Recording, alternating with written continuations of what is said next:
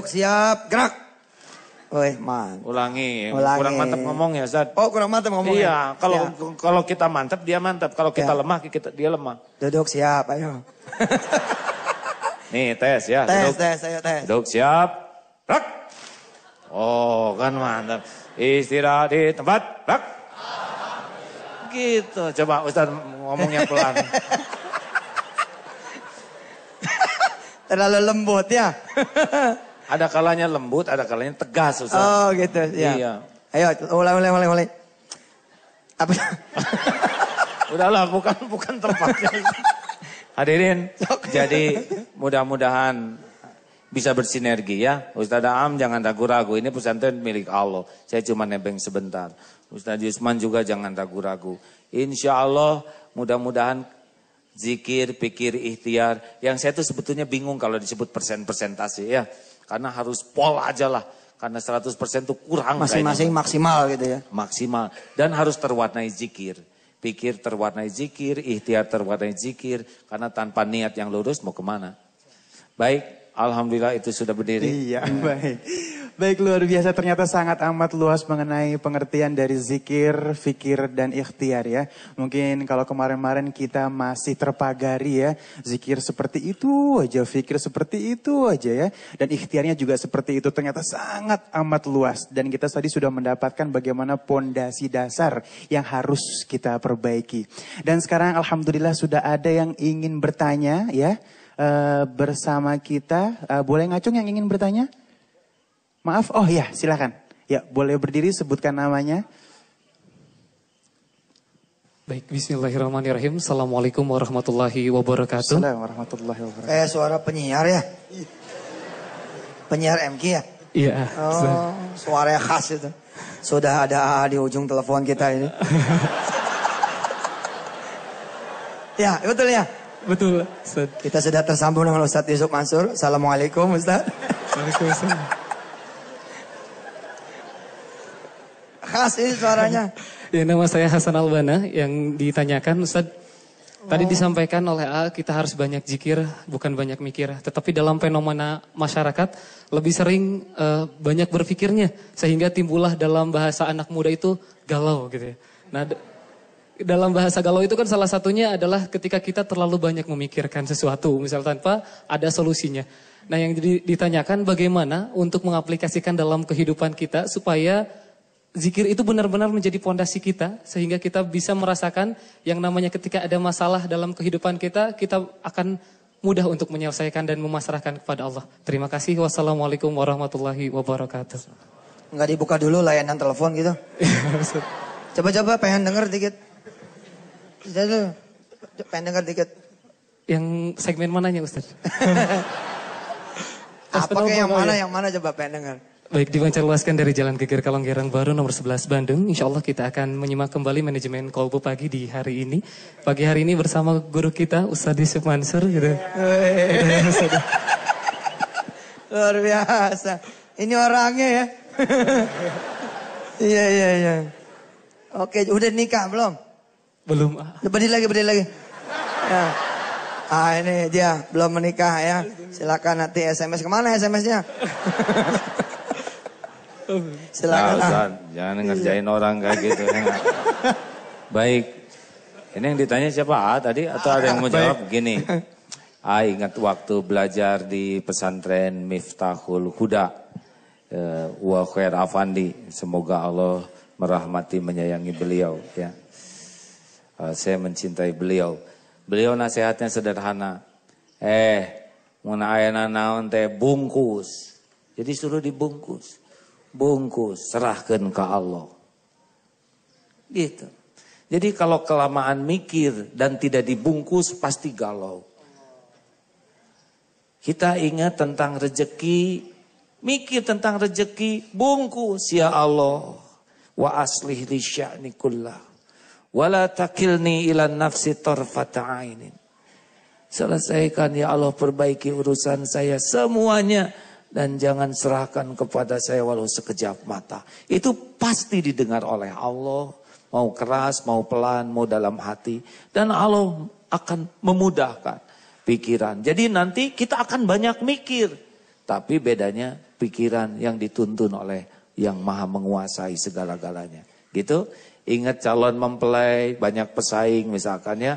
Waduh, misalkan ini gimana ada seorang ikhwan dikejar-kejar oleh 5 akhwat misalkan. Oh, nggak enak akhwat, ya udahlah ganti ya. Ada 5 akhwat ngejar-ngejar 1 ikhwan misalnya. Nggak usah panik dengan persaingan karena ketentuan Allah mah nggak akan ketukar-tukar ya. Ingat kepada persaingan, ada Allah. Ya Allah, Engkau tahu 5 di antara kami menyukai seseorang, pada ketentuanmu hanya kepada salah satu. Rob, kalau memang bukan jodoh saya, atau udah saya nggak usah ikut-ikutan jatuh cinta. Tapi kalau ini jodoh saya atau teman-teman saya kasih yang lain ya Allah. Itu nyambung tuh, zikir tuh ke Allah. Nah, siapapun yang tidak CSB, tahu CSB? Cepat kembalikan ke Allah. S-nya sering mengingat Allah. B-nya bulat yakin kepada janji jaminan Allah. Mudah-mudahan akan lebih tepat ditenangkan. Ala bizikrillah tatmainnul qulub. Kurang lebih gitu deh, bungkus dengan CSB. Cepat, sering, bulat.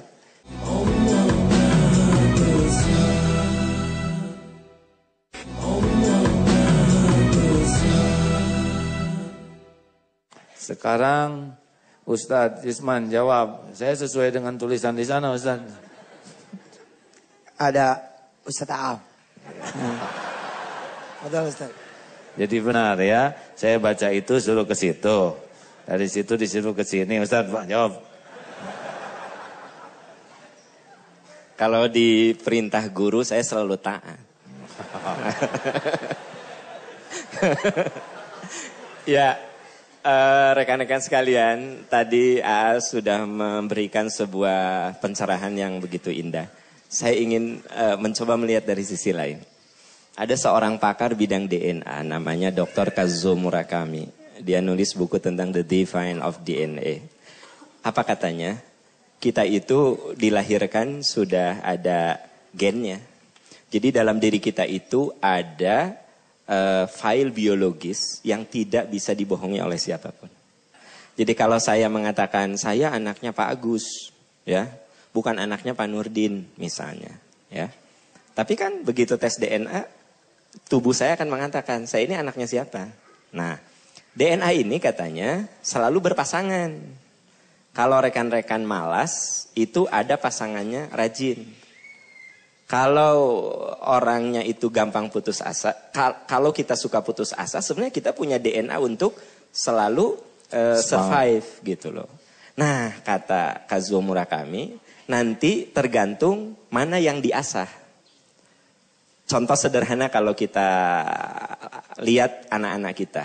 Kalau anak kita setiap habis melakukan sesuatu, suka mengatakan, kita bilang gini, sayang, bilang apa? Jadi misalnya, mbak, sepatu aku mana ya, mana? Kata pembantu itu, ini. Nah, terus kita bilang, sayang, bilang apa sama mbak? Makasih. Begitu diantar oleh sopir, bilang apa? Makasih. Selalu dia katakan, terima kasih, terima kasih. Nah nanti si DNA untuk tidak berterima kasihnya tuh dorman, dia tidur. Sementara DNA untuk berterima kasihnya muncul. Makanya sampai gede dia akan bilang kalau udah ditolong selalu mengatakan terima kasih. Sudah menikah, istrinya cuma membuat kopi, dia akan mengatakan, mah, makasih. Istrinya nyiapin handuk, terima kasih. Maaf, ada suami yang udah nikah 20 tahun, sekalipun belum pernah mengatakan terima kasih. Yang ada kalau salah aja memaki, tapi berterima kasih nggak pernah. Ya, jangan senyum-senyum Pak, istighfar sebenarnya. Jadi, Bapak, ini Ustaz gini ada yang gini, gitu, astagfirullah gitu. Bahwa selama 20 tahun kita belum pernah mengatakan, mah, terima kasih. Itu contoh ya. Nah kalau kita seperti A tadi katakan, ada sesuatu pokoknya serahkan sama Allah, dilatih itu. Jadi itu kudu dilatih, harus diasah. Maaf contoh sederhana lagi. Kalau rekan-rekan kita semua belum pernah biasa tahajud, bangun jam 3 itu berat sekali. Berat. Dan mungkin lagi sholat juga terkantuk-kantuk. Coba ulang-ulangi terus. Latih bangun jam 3 terus. Apa yang terjadi? Anda tidak perlu pasang alarm lagi. Dalam tubuh kita sudah ada alarm yang membangunkan. Jam 3 kita bangun. Itulah tubuh itu katanya juga tergantung pembiasaan. Jadi kalau gen pemaaf kita latih, gen tawakal kita latih, gen berterima kasih kita latih. Jadi ternyata manusia itu harus dilatih. Untuk baik perlu dilatih, untuk buruk juga perlu dilatih. Masya Allah. Tuh dengar santri, kenapa selalu TSP? Apa TSP singkatannya? Tahan dari buang sampah sembarangan. S, simpan sampah pada tempatnya. P, pungut sampah adalah ibadah. Sedekah. Gitu Pak. TSP. Ngerti kan? Kalau ada yang sudah terbiasa seperti ini, lihat sampah, tahan. Dia tidak akan buang. Lihat tempat sampah, simpan. Bukan dibuang. Kalau dibuang nggak masuk, tambah masalah. Simpan. Lihat sampah, ini ladang amal. Saya belum sedekah hari ini. Pungut sampah. Kalau terbiasa kan gennya aktif. Kalau diasah terus nanti gen seperti... Kalau dia nyimpen sampah sembarang aja, dia merasa berdosa. Benar. Itu karena diasah gitu. Itu Jepang begitu Pak. Kemarin waktu saya ke Jepang, bukan hanya nyari sampah. Nyari tempat sampah aja nggak ada. Saya tanya ini sampah dikemanakan? Apa, ya nggak boleh nyebut dikunyah ya, nggak sopan. Lalu dia mengatakan, karena aib bagi kami. Sikap yang memalukan membuang sampah tuh. Itu udah ada di gennya rupanya ya.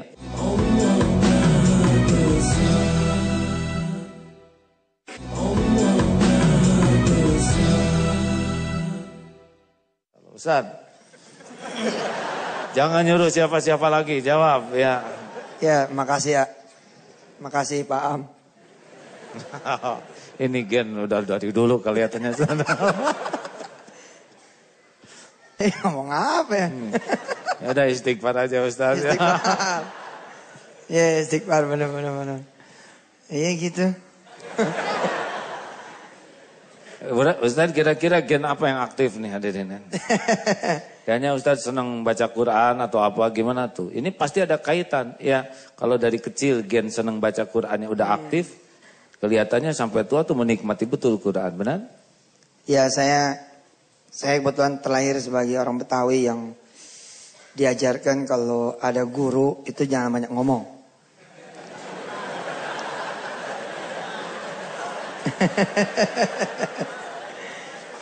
Ya, itu kadang-kadang suka mendominasi juga Ustadz. Sometimes mendominasi. Hari ini lagi mendominasi itu. Perasaan tidak setara, perasaan hormat ke guru, perasaan ada yang tuaan, silakan yang tuaan itu hari ini memang lagi mendominasi. Jadi saya kembalikan ke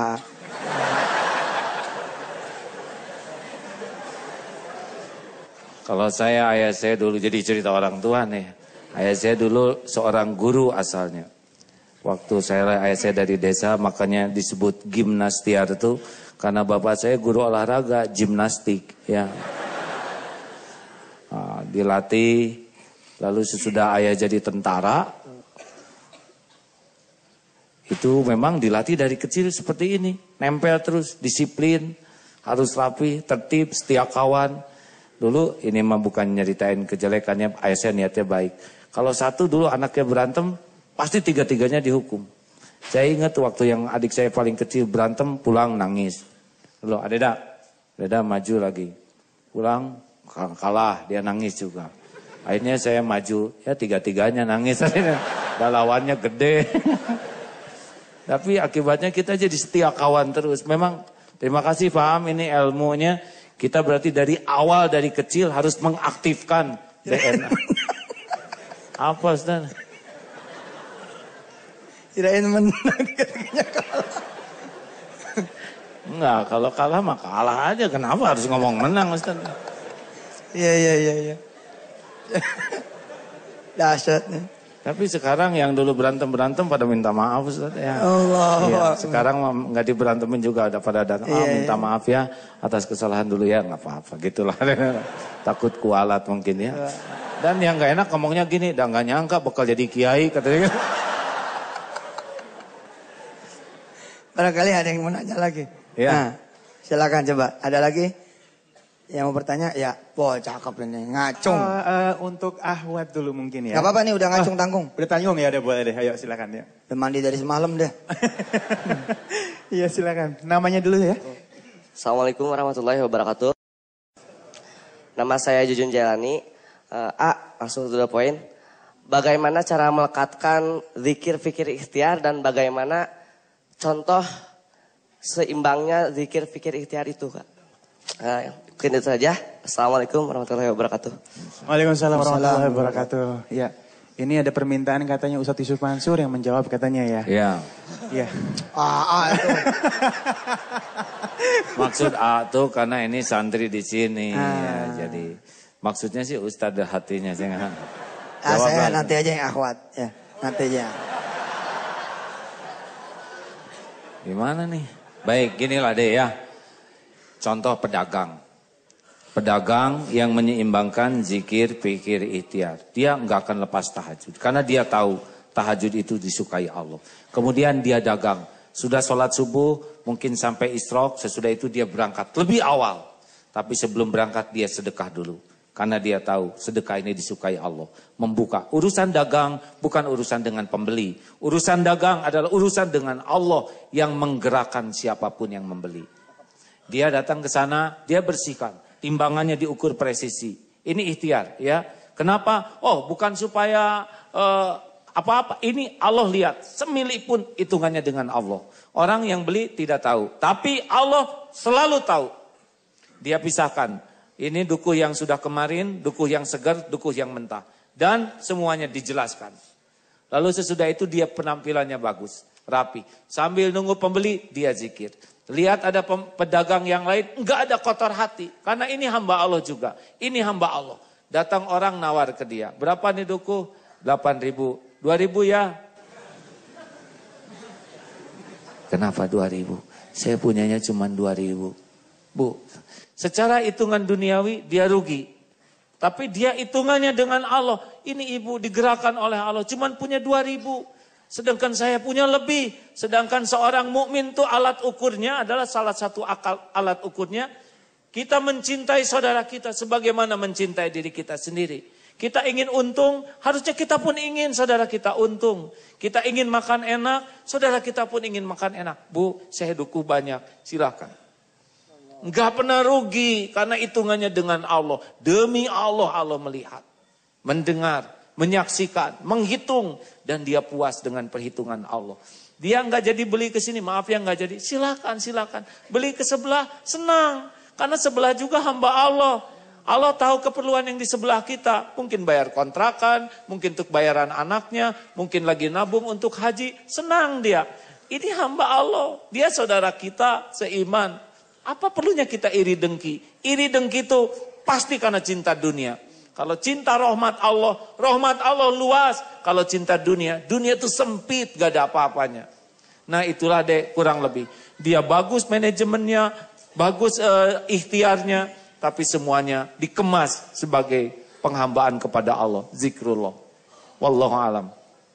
Ya emang saya kangen. Dulu saya seperti adik-adik di sini. Mendengar dengan hati yang ikhlas, mendengar dengan hati yang lapang, dan jadi alhamdulillah gitu. Banyak yang mendengar cuma mendengar, datang pengen ngelihat wajah, datang pengen ngelihat ramenya. Dulu saya datang emang pengen ilmu, datang pengen hikmah. Jadi ngedengar hari ini sedang seperti saya flashback dulu gitu. Alhamdulillah gitu. Ada yang hati air mata juga suka pengen bercucuran gitu ya. Kangen saya. Nasihat seperti ini kangen.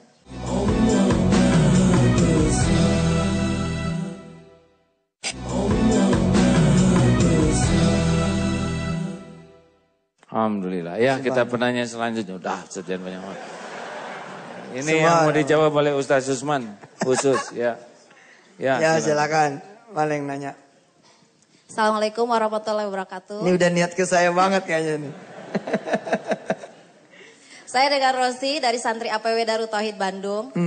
Ustadz dalam Al-Quran. Ustadz Yusuf ada Ustadz Am. Ustadz YM. Yayam. Dalam Al-Quran kan Allah berfirman, Allah tidak akan merubah nasib suatu kaum jika kaum tersebut tidak merubahnya. Ini bagaimana menyeimbangkan dengan zikir, fikir, dan ikhtiar. APW itu apa? Santri APW? Akhlak plus wirausaha AA. Berapa bulan? Sekarang 5 bulan. 5 bulan ya. Ini mereka tuh akan ada satu episode tiba-tiba, ini tapi rahasia kan belum ya. Tiba-tiba diambilin dompet semuanya. Udah belum? Sekarang sedang. Oh sekarang ya, pantas kemarin ngejar-ngejar saya. Dia bawa jualan harus beli gitu, saya nggak beli kan nggak enak ya kan.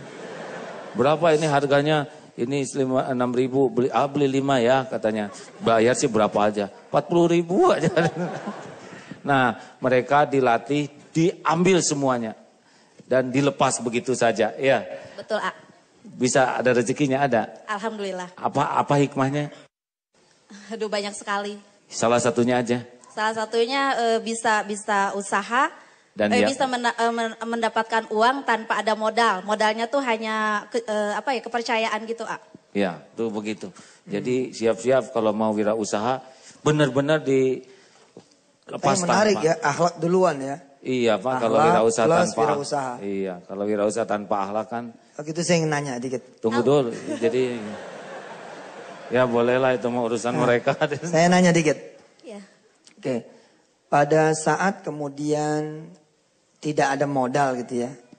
Kemudian juga tidak ada barangnya pula. KTP nggak ada juga, semua diambil. Semua diambil. Semua. Itu jalan ke pasar gitu. Enggak, waktu hari pertama saya mijit. Karena diambil semuanya, nggak dikasih modal. Oke, mijit terus? Hari pertama saya mijit, hari kedua Mijit dibayar atau enggak? dibayar, A. Ya. Terus, terus. Hari keduanya ada klinik lapar, situ ada jual kue-kue. Terus saya ngambil kue-kue dari situ, terus saya jualin. Ditangkap enggak? Ambil. Enggak, maksudnya minjem dulu gitu. Nah, terus terjadi tidak perubahan itu? Kenapa? Terjadi tidak perubahan? Alhamdulillah. Dari tidak punya jadi punya. Apa yang kemudian terjadi ketika terjadi perubahan itu? Apa yang kemudian Mbak atau Teteh lakukan? Hari pertama itu kan saya dapat 25.000, terus saya sedekahkan 10.000 karena ingat Ustadz YM kan selalu ngajarin sedekah. Terus hari keduanya saya dapat 100, pokoknya udah banyak deh. Hari ketiganya saya dapat 200.000 gitu. Itu. Ya, apakah Teteh diem atau bergerak untuk menuju pada perubahan? Bergerak. Kira-kira kalau pertanyaan itu dibalikkan lagi ke Teteh, berdasarkan pengalaman menjadi santri APW. Ya, pengalaman jadi santri APW, ingin berubah. Kalau AA bilang semua harus ada ilmu. Nah sekarang ilmunya sudah ada. Kemudian harus ada gerak. Ada ilmu tidak diaplikasikan, mana mengerti nanti ilmu akan berbuah. Kira-kira kalau pertanyaan Teteh sendiri dibalikkan kepada Teteh sendiri, jawabannya gimana? Saya mau dari Ustadz aja. Enggak, saya pengen tahu. Aduh, justru saya nggak tahu jawabannya Ustadz. Tunggu dulu, ini gimana ini jadi masalahnya jadi berantem begini.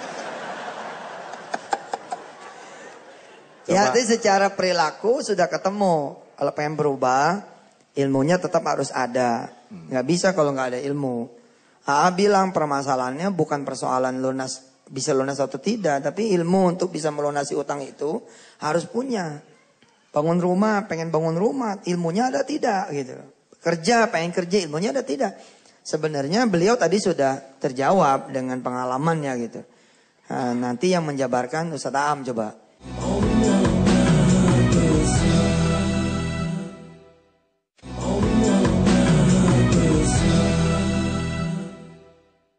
Sebenarnya beliau tadi sudah terjawab dengan pengalamannya gitu. Nah, nanti yang menjabarkan Ustadz Aam coba. Gimana? Coba. Silakan Ustadz ya. Nah, kita harus bisa memaklumi. Kalau jadi enaknya jadi murid begini ya, jadi kata guru teh jawab.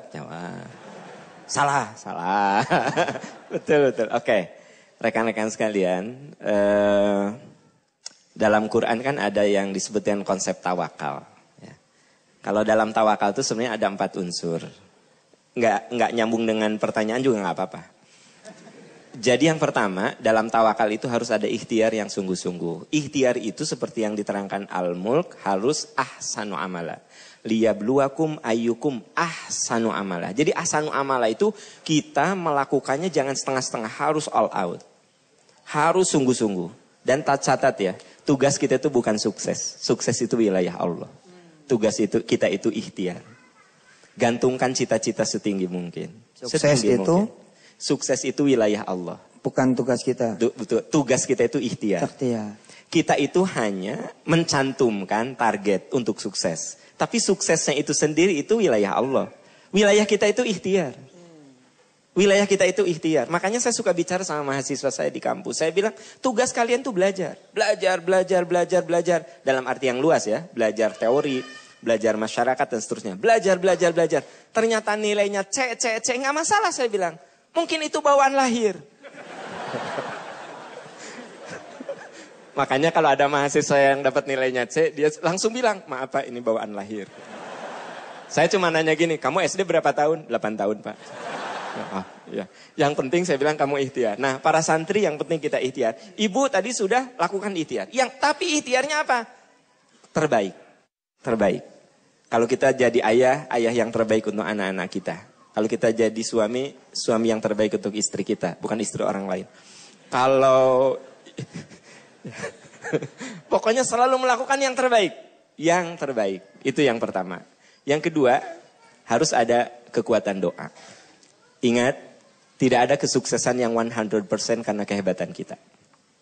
Tidak ada kesuksesan yang kita raih 100% karena kehebatan kita. Tahukah, di situ ada bingkai doa. Bisa doa dari kita atau doa orang-orang yang menyayangi kita. Jadi, kerja keras ya, tapi bingkai dengan doa. Karena tidak ada kesuksesan yang 100% karena kehebatan kita. Itu nggak ada. Pasti di situ ada untaian doa terindah dari diri kita atau dari orang-orang yang menyayangi kita. Makanya saya setuju sekali. Tebar kebaikan kita kepada siapapun. Tunggu kemukjizatan dan keajaiban dalam hidup kita karena doa orang-orang yang menyayangi kita. Yang ketiga, begitu kita sukses. Karena kita rumusnya sudah ikhtiar karena Allah. Bingkai dengan doa. Begitu sukses, kita syukur. Kita pasti syukur, bukan takabur.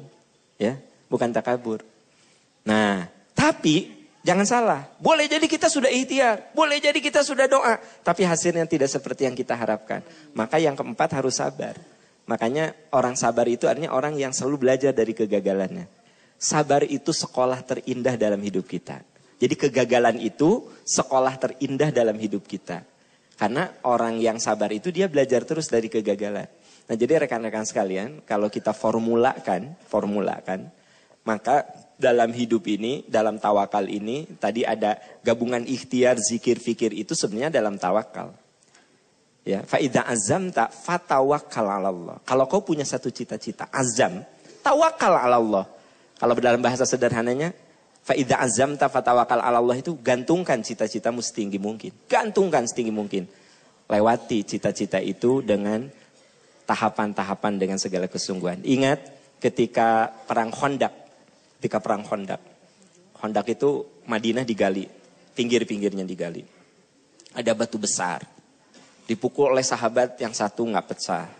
Oleh sahabat yang kedua nggak pecah. Kata Rasul, sini kapaknya. Lalu Rasul memukul batu itu sehingga keluar cahaya. Lalu kata Nabi, demi Allah Persia dan Romawi bisa kita kalahkan. Lihat rekan-rekan. Bahwa saat itu betul-betul sahabat sampai pada titik hampir putus asa. Tapi Rasul mengatakan, ingat, Persia dan Romawi akan kita kalahkan dan bisa kita kalahkan. Jadi ini gambaran apa? Gantungkan cita-cita setinggi mungkin. Persia dan Romawi terkalahkan. Peradaban Islam menyebar yang luar biasa. Tapi ingat, Rasul juga mengajarkan bagaimana mencapai itu. Jadi rekan-rekan, ikhtiar. Bingkai ikhtiar dengan doa, ketika sukses syukur, ketika tidak sukses sabar.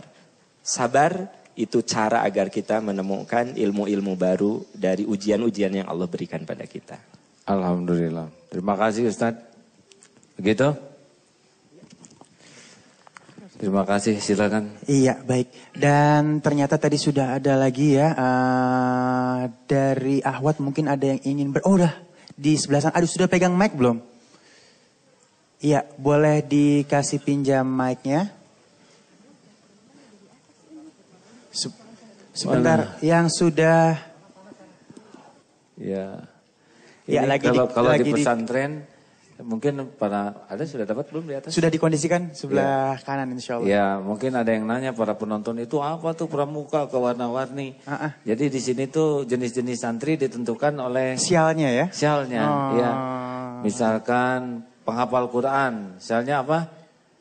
Biru. Lalu biru muda mahasiswa, santri mahasiswa. Ada lagi sial. Ini ada apa yang biru muda nih? Daurah Ramadan, ini yang khusus Ramadan. Yang kuning ini APW. Ada yang putih SSG, santri siap guna. Ada juga yang mana ibu-ibu? Ini santri apa Bu? Santri masa keemasan, ya. Masa keemasan, Masya Allah. Jadi luar biasa. sampai di sini santri bisa sampai usia 74 tahun. Masya Allah. Benar, ya Alhamdulillah. Iya, ada juga ini tapi rahasia ya. Santri yang sialnya coklat tua sekali. Ini jarang dicuci sialnya. Iya. Ya baik. Maaf. Silakan. Ya baik, sudah ada yang ingin bertanya. Ya baik, silakan. Ya Bu, ya, langsung. Jangan diketok-ketok. Bismillahirrahmanirrahim. Assalamualaikum warahmatullahi wabarakatuh. Waalaikumsalam warahmatullahi wabarakatuh. Nama saya Dian dari Bandar Lampung. Insya Allah Bandar Lampung ya? Ya. Saya tadi mudah-mudahan untuk kali ini Ustadz Yusuf Mansur bisa berkenan menjawab. Karena pertanyaan saya terinspirasi dari apa yang disampaikan Ustadz Yusuf Mansur tadi. Meskipun hanya 2 kalimat, ilmu dan hikmah. Jadi apa bedanya ilmu dan hikmah? Kemudian bagaimana kita biar bisa mendapatkan keduanya? Karena mungkin banyak yang dikaruniai ilmu, tapi tidak semua mendapatkan hikmah. Pertanyaan ini saya tujukan ke 3 ustadz, tapi saya mohon sekali Ustadz Yusuf Mansur berkenan menjawab. Terima kasih. Assalamualaikum warahmatullahi wabarakatuh. Masya Allah, luar biasa. Makanya ada yang bilang, kumpulah dengan orang-orang yang cerdas, maka kita akan terbawa cerdas. Begitu juga pertanyaan Bunda luar biasa. Bunda di sini menanyakan tentang ilmu dan hikmah. Apa sih hubungannya ilmu dan hikmah? Ilmu dulu didapat atau hikmah dulu didapat?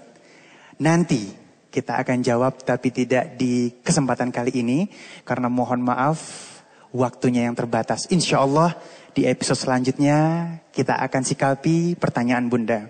Saya Ali Zain undur diri. Assalamualaikum warahmatullahi wabarakatuh.